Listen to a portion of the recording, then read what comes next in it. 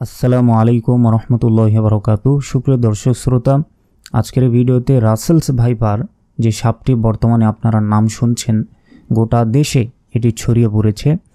এই সাপ থেকে কিভাবে আমরা বাঁচার জন্য কোন দোয়াটি পড়ব? রাসূল সাল্লাল্লাহু আলাইহি ওয়াসাল্লাম কিন্তু আমাদের এই সাপ বিচ্ছু থেকে বাঁচার জন্য একটি দোয়া শিখিয়ে দিয়েছিলেন।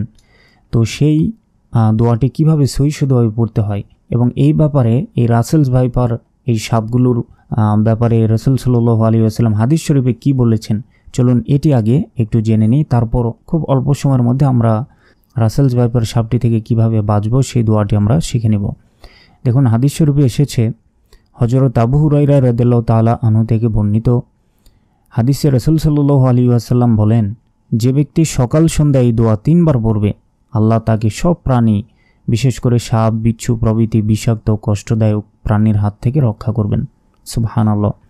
এই হাদিসটি এসেছে তিরমিজি শরীফের 3604 নম্বর হাদিসে। তো এখন আমরা এই রাসেলস ভাইপার সাপ থেকে বাঁচার দোয়াটি পড়ব। প্রিয় দর্শক, এই যে রাসেলস ভাইপার এই সাপটা 3 থেকে 5 ফুট হয়ে থাকে।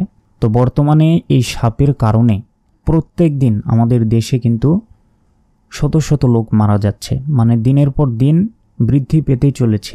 তো সেই কারণে আমাদেরকে অবশ্যই সতর্ক থাকতে হবে এবং সেই সাথে এই সতর্ক থাকার পাশাপাশি অবশ্যই রাসূল সাল্লাল্লাহু আলাইহি ওয়াসাল্লাম আমাদের এই হাদিসের মাধ্যমে এই দোয়াটি শিখিয়ে দিয়েছেন।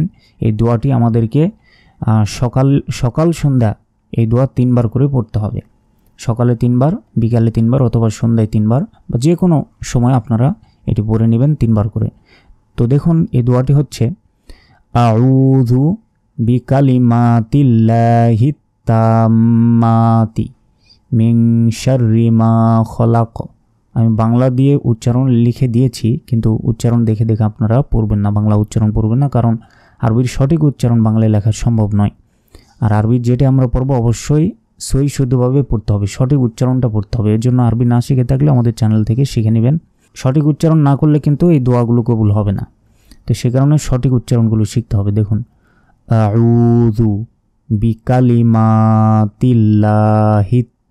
তাম্মাতি মিন শাররি মা খলাক আউযু বিকালিমাতিল্লাহি তাম্মাতি মিন শাররি মা খলাক।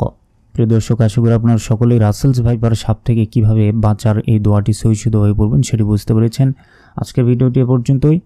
পরবর্তী ভিডিওগুলো দেখার আমন্ত্রণ জানিয়ে আজকের মতো এখানে শেষ করছি। আসসালামু আলাইকুম রহমতুল্লাহ।